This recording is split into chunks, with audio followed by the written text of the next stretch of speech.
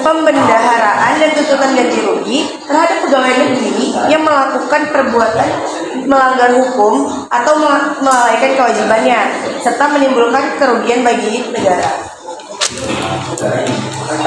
Di yudikatif ini mempunyai beberapa lembaga seperti MA, Mahkamah Agung, MK, Mahkamah Konstitusi, dan YKY, Komisi Yudisial.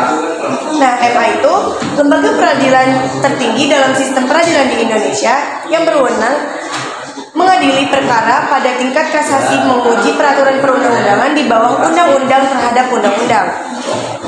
Lalu Mahkamah Konstitusi yaitu MK, lembaga negara yang berwenang mengadili perkara terkait konstitusi termasuk menguji undang-undang terhadap Undang-Undang Dasar 1945. Lalu KY, Komisi Yudisial, yaitu lembaga negara yang bersifat mandiri dan dalam pelaksanaan wewenangnya bebas dari campur tangan atau pengaruh kekuasaan lain. Dibentuk Komisi Yudisial ini dalam struktur kehakiman di Indonesia agar masyarakat di luar lembaga struktur resmi lembaga parlemen dapat dilibatkan dalam proses pengangkatan, penilaian, kinerja, dan kemungkinan pemberhentian hakim. Nah, MA, MK, dan KY ini mempunyai tupoksinya masing-masing yang akan dijelaskan oleh rekan-rekan saya. Selanjutnya saya akan menjelaskan materi Mahkamah Agung. Perubahan ketentuan yang mengatur tentang tugas dan wewenang Mahkamah Agung dalam Undang-Undang Dasar dilakukan atas pertimbangan untuk memberikan jaminan konstitusional yang lebih kuat terhadap kewenangan dan kinerja Mahkamah Agung.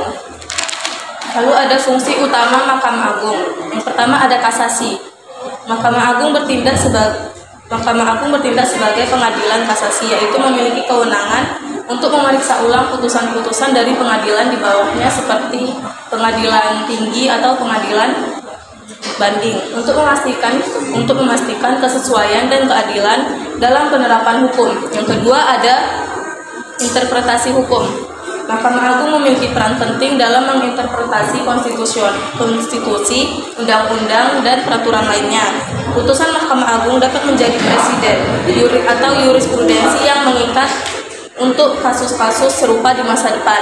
Yang ketiga ada penyelesaian sengketa. Mahkamah Agung dapat berfungsi sebagai lembaga penyelesaian sengketa antara pemerintah, lembaga negara, individu, atau pihak-pihak lainnya.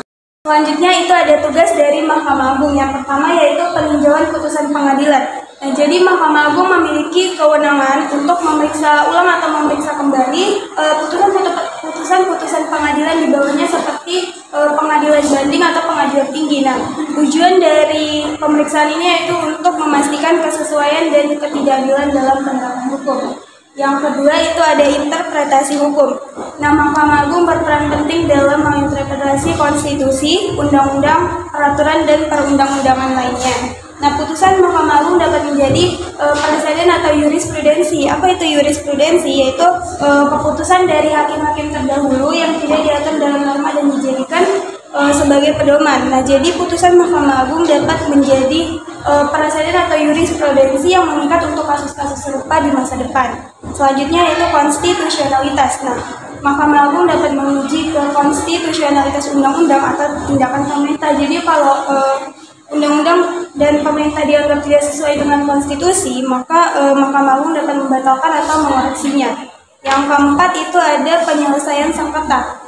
Mahkamah Agung bertugas sebagai lembaga penyelesaian sengketa antara pemerintah, lembaga negara, individu atau pihak-pihak lainnya. Selanjutnya itu yang kelima ada pengawasan terhadap keadilan. Nah, Mahkamah Agung bertanggung jawab untuk memastikan bahwa keadilan harus ditegakkan dalam hukum dan tidak memihak, serta memastikan independensi pengadilan. Nah, selanjutnya tupoksi dari Mahkamah Konstitusi. Yang pertama yaitu ada mengawasi undang-undang. MK bertugas untuk mengecek apakah suatu UU bertentangan dengan Undang-Undang Dasar 1945 atau tidak. Jika bertentangan, maka MK ini berhak untuk membatalkan pembentukan UU yang baru itu. Lalu yang kedua yaitu menyelesaikan sengketa kewenangan lembaga negara.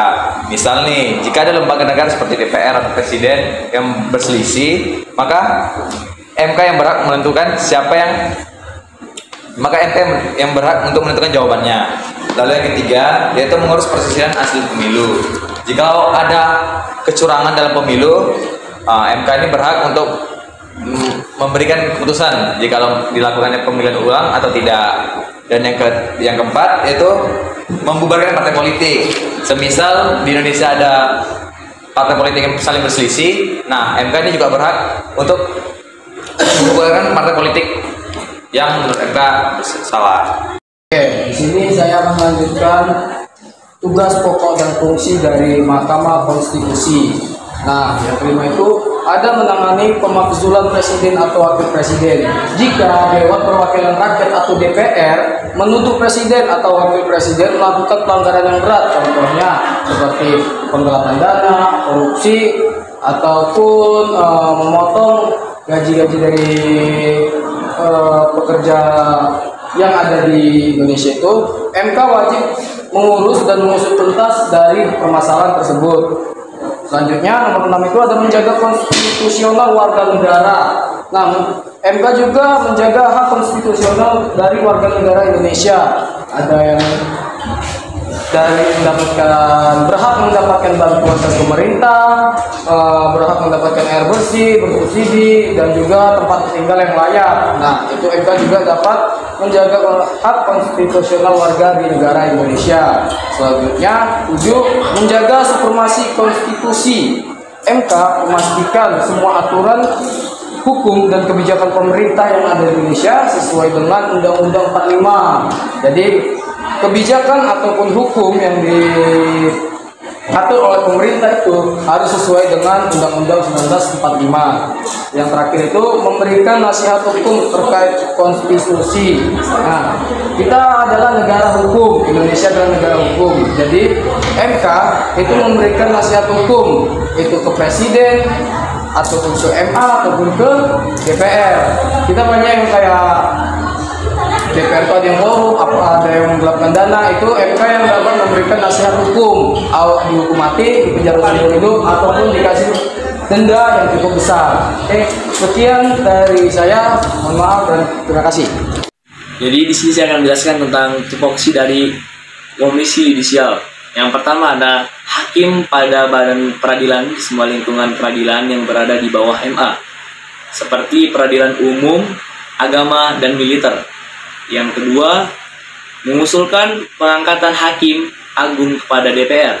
Yang ketiga ada menjaga dan menegakkan kehormatan, keluhuran martabat, serta perilaku hakim.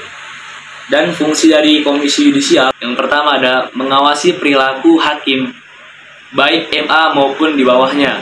Yang kedua, menerima laporan dan pengaduan dari masyarakat terkait dugaan pengangguran kode etik dan perilaku hakim. Yang ketiga, melakukan pemeriksaan terhadap hakim yang diduga melanggar kode etik dan memberikan rekomendasi sanksi kepada MA ataupun MK.